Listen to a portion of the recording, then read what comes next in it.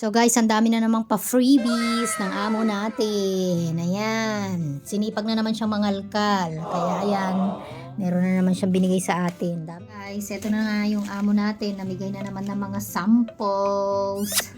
Tapos itong iba, ganun din. Yung mga galing sa eroplano.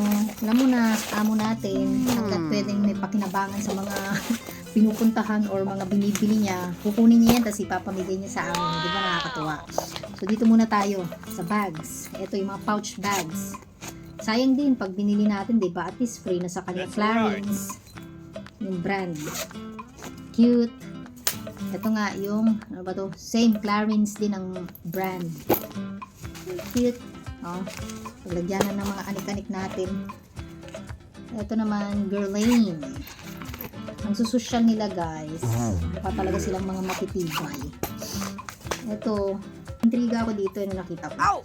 Ito yung sa kamay. Yan yata, basta. Yung sa kamay lang, yung uso-uso na nakaganyan lang. Yung nakikita ko nga yan, yung weird. Sabi ko, pero ganyan lang. Ang dami nilang alam, no? Ito, parang lagayan yata ng ano sa luggage to eh. Oh, dalawa pink and black. Parang towel to sa hotel. So, ito na. Ewan ko lang kung anong mga laman nito. Prada pa yung bag niya guys. Prada. Mga freebies lang to, sample. Hair and body cleansing. Cute. Ang cute ng prints. Hair oil. Hair serum. Shampoo. Shampoo din. Shampoo. By Sisley. Paris. Yeah, hair mask. Bigay na lang natin yan kay Ading kasi siya naman yung maiksim buhok. Shampoo. Ang lilit naman ng mga shampoo na to. Pang thin hair lang yan. Hindi yan po pwede sa buko na pagkakapal-kapal. Oh. Sisley. Same din guys. Foundation. Yan. Pwede kong gamitin to kasi mahilig ako mag-foundation ng light. Chanel naman tong isa. So yun lang.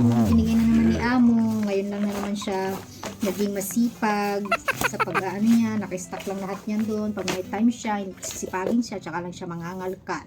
Nern!